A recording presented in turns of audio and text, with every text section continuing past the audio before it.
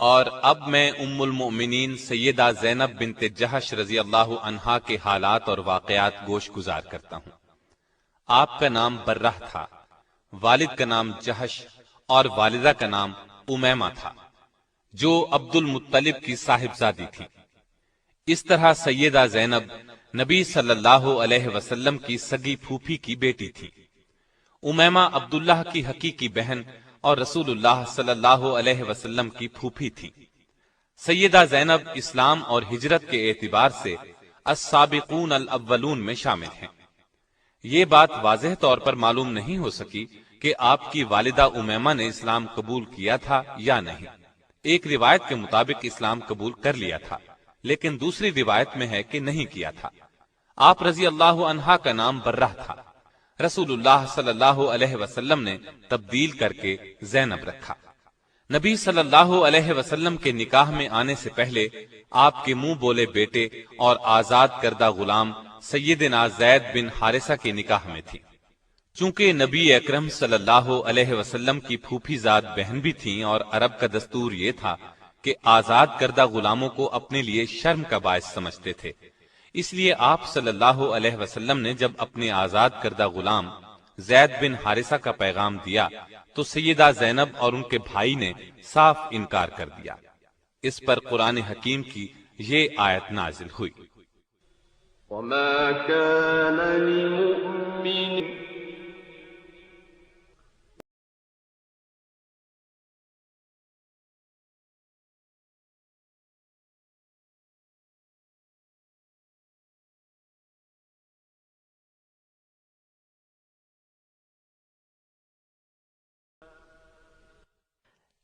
کسی مومن مرد اور مومن عورت کو یہ حق نہیں ہے کہ جب اللہ اور اس کا رسول کسی معاملے کا فیصلہ کر دیں تو ان کے لیے اپنے معاملے میں کوئی اختیار باقی رہ جائے، اور جو کوئی اللہ تعالی اور اس کے رسول کی نافرمانی کرے وہ بڑی واضح گمراہی میں جا پڑا۔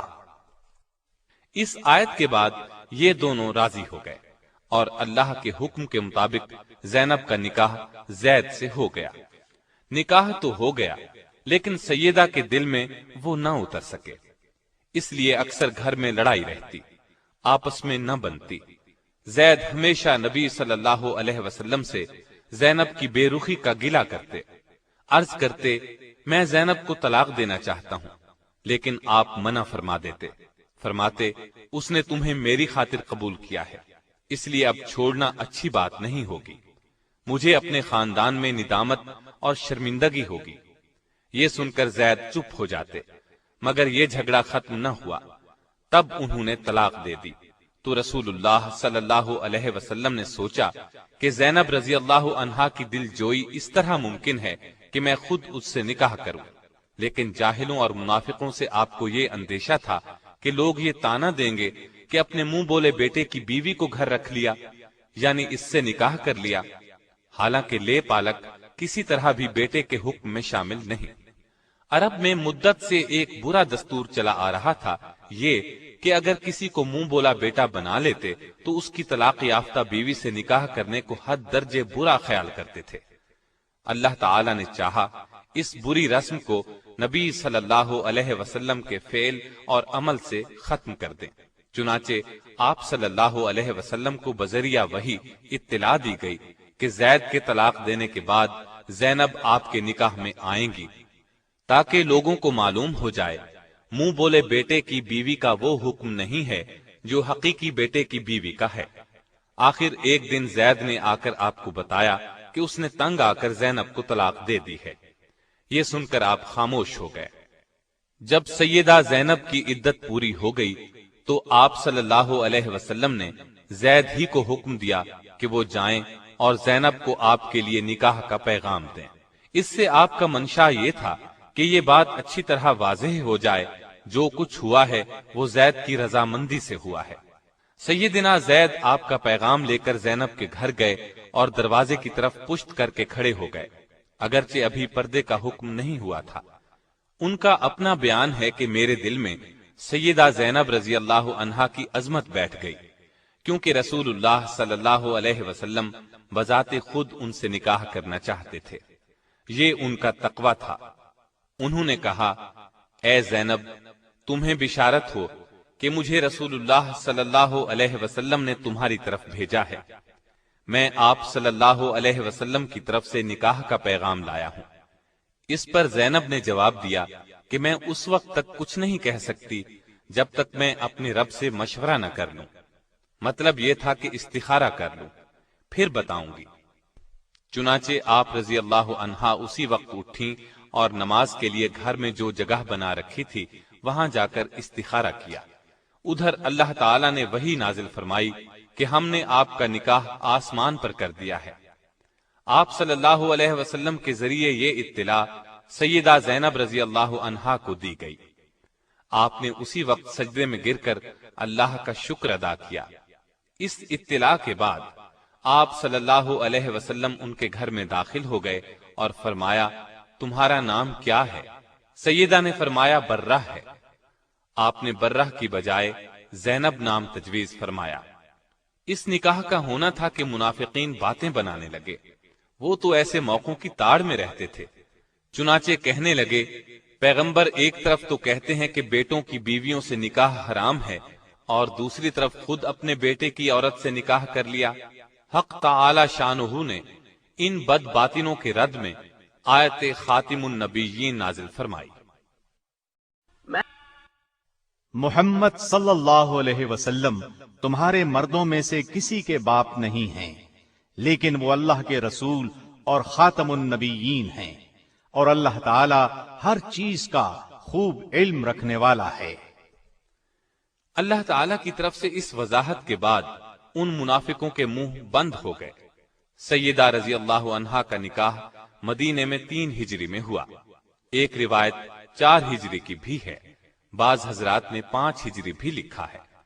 نبی صلی اللہ علیہ وسلم نے نکاح کے بعد ولیمے کا بھی اہتمام کیا۔ چنانچہ سیدنا انس رضی اللہ عنہ فرماتے ہیں، رسول اللہ صلی اللہ علیہ وسلم نے کسی بیوی کے ولیمے میں اس قدر اہتمام سے کام نہیں لیا جتنا سیدہ زینب کے ولیمے میں فرمایا۔ ایک بکری ذبح فرمائی، لوگوں کو دعوت ولیمہ دی، انہیں پیٹ بھر کر گوشت اور روٹی کھلائی۔ لوگ کھا کر چلے گئے، لیکن کچھ بیٹھے باتوں میں لگے رہے۔ آپ صلی اللہ علیہ وسلم نے زبان سے تو انہیں کچھ نہ فرمایا، لیکن وہاں سے اٹھ کھڑے ہوئے تاکہ وہ سمجھ جائیں، اور سیدہ عائشہ رضی اللہ عنہا کے حجرے میں تشریف لے گئے۔ انہوں نے آپ صلی اللہ علیہ وسلم کو مبارکباد دی، پھر تمام ازواج مطہرات کے حجروں میں تشریف لے گئے، سب کو سلام کیا، سب نے آپ کو مبارک دی۔ بالآخر وہ لوگ بھی اٹھ کر چلے گئے۔ ان کے اس قدر تاخیر سے جانے پر آیت حجاب نازل ہوئی۔ اس آیت کے نزول کے بعد آپ صلی اللہ علیہ وسلم نے دروازے پر پردہ لٹکا دیا اور لوگوں کو گھر کے اندر جانے کی ممانعت ہو گئی۔ سیدہ کے نکاح کی چند خصوصیات بھی سن لیں۔ جاہلیت کی یہ رسم کہ متبنہ حقیقی بیٹے کا حکم رکھتا ہے مٹ گئی۔ اسلامی مساوات کا شاندار اظہار ہوا۔ آزاد کردہ غلام اور آقا کا فرق ختم ہو گیا۔ اس نکاح میں پردے کا حکم نازل ہوا۔ نکاح کے لیے وحی آئی۔ یہ نکاح آسمانوں پر ہوا۔ سورہ احزاب کی آیت 37 سیدہ زینب رضی اللہ عنہا کے بارے میں نازل ہوئی۔ اس بنا پر سیدہ زینب دوسری بیویوں پر فخر کیا کرتی تھیں کہ تمہارے نکاح تو تمہارے گھر والوں نے زمین پر کیے، جبکہ میرا نکاح میرے رب نے 7 آسمانوں سے اوپر کیا۔ صدیقہ کائنات سیدہ عائشہ صدیقہ رضی اللہ عنہا خود فرماتی ہیں کہ میں نے ان سے زیادہ کسی عورت کو دیندار اور اللہ سے ڈرنے والا اور سچ بولنے والا نہیں پایا۔ ان سے زیادہ صلہ رحمی کرنے والا اور صدقہ خیرات کرنے والا کسی کو نہیں پایا۔ وہ محنت کر کے صدقہ کرتی تھی تاکہ اللہ کا قرب حاصل ہو۔ آپ صلی اللہ علیہ وسلم بھی سیدہ زینب کی بہت خاطرداری فرماتے، ان کی صفات کا لحاظ فرماتے۔ ایک روز آپ صلی اللہ علیہ وسلم نے ارشاد فرمایا تھا کہ تم میں سے سب سے جلد مجھ سے وہ ملے گا جس کا ہاتھ تم میں سے سب سے لمبا ہوگا۔ آپ کا اشارہ سخاوت کی طرف تھا، لیکن ازواج مطہرات نے اس کے ظاہری معنی مراد لیے اور اپنے بازوؤں کو ناپنا شروع کر دیا۔ لیکن جب سب سے پہلے سیدہ زینب کا انتقال ہوا تب نبی صلی اللہ علیہ وسلم کے الفاظ کا مطلب ان کی سمجھ میں آیا، کیونکہ وہ اپنے ہاتھ سے کما کر خیرات کیا کرتی تھی، اپنا کفن بھی زندگی ہی میں تیار کر لیا تھا۔ آپ رضی اللہ عنہا کا انتقال 20 ہجری میں ہوا۔ اس وقت آپ رضی اللہ عنہا کی عمر 53 سال تھی۔ یہ سیدنا عمر فاروق رضی اللہ عنہ کی خلافت کا زمانہ تھا، اس لیے سیدنا عمر رضی اللہ عنہ نے نماز جنازہ پڑھائی۔ جنازے کے بعد ازواج مطہرات سے دریافت کیا کہ ان کی قبر میں تدفین کے لیے کون داخل ہوگا۔ انہوں نے جواب دیا، وہ لوگ جو زندگی میں ان کے پاس آتے تھے وہی قبر میں اتاریں۔ چنانچہ سیدنا اسامہ بن زید، سیدنا محمد بن عبداللہ بن جہش اور عبداللہ بن ابی احمد بن جہش اور محمد بن طلحہ نے انہیں قبر میں اتارا۔ آپ رضی اللہ عنہا کو جنت البقیع میں دفن کیا گیا۔ نبی صلی اللہ علیہ وسلم کے ساتھ نکاح کے وقت ان کی عمر 35 سال تھی۔ 37 سال کی روایات بھی ملتی ہیں۔ آپ کے انتقال پر سیدہ عائشہ نے فرمایا، افسوس، آج ایسی عورت گزر گئی جو پسندیدہ اوصاف والی، عبادت گزار اور یتیموں اور بیواؤں کا سہارا تھی۔ انتقال کے بعد آپ نے ایک مکان یادگار چھوڑا۔ آپ کے اس مکان کو خلیفہ ولید بن عبد الملک نے اپنے زمانہ حکومت میں 50,000 درہم میں خرید کر مسجد نبوی میں داخل کیا۔ آپ رضی اللہ عنہا نے بہت کم احادیث روایت کی، صرف 11 احادیث کتب میں ملتی ہیں۔ آپ میں تقوی غضب کا تھا، عبادت کا خاص شوق تھا۔ عبادت نہایت خشوع اور خضوع سے کرتی تھی، کثرت سے روزے رکھتی تھی، اپنے ہاتھ سے کماتی تھی، اور جو کماتی تھی سب مساکین پر صدقہ کر دیتی تھی۔ سیدنا عمر فاروق نے جب پہلی مرتبہ سیدہ زینب کو وظیفہ بھیجا تو انہوں نے خیال کیا کہ یہ سب ازواج مطہرات کا ہے، اور فرمایا، اللہ عمر کی مغفرت فرمائے، وہ خود ہی تمام امہات المومنین میں تقسیم کر دیتے۔ اس پر لوگوں نے بتایا، یہ سب آپ کا ہے۔ سیدہ زینب نے فرمایا، سبحان اللہ، پھر اپنے اور اس مال کے درمیان میں ایک کپڑے کا پردہ ڈال دیا۔ پھر مال لانے والوں کو فرمایا کہ اس کو یہاں ڈال دو اور اس پر ایک کپڑا ڈال دو۔ پھر فرمایا، اب کپڑے کے نیچے ہاتھ ڈال کر جتنا ہاتھ میں آئے وہ لوگوں میں تقسیم کرتے جائیں۔ اس طرح کپڑے کے نیچے سے مٹھی بھر بھر کر مال لوگوں میں تقسیم کر دیا گیا۔ سیدہ عائشہ فرماتی ہیں کہ میں نے کوئی عورت زینب سے زیادہ دیندار، پرہیزگار، سچی اور سخی نہیں دیکھی۔ اللہ کی رضا حاصل کرنے کے لیے ہر دم سرگرم رہتی تھی۔ البتہ مزاج میں ذرا تیزی تھی، جس کی بنا پر انہیں جلد ندامت بھی ہوتی تھی۔ سیدہ عائشہ فرماتی ہیں، جب سیدہ زینب کا انتقال ہوا تو مدینے کے فقراء اور مساکین میں ہلچل مچ گئی، کیونکہ ان کی ہمدرد، غم گسار اور ان کے لیے دونوں ہاتھوں سے بے دریغ مال لٹانے والی جو چل بسی تھی۔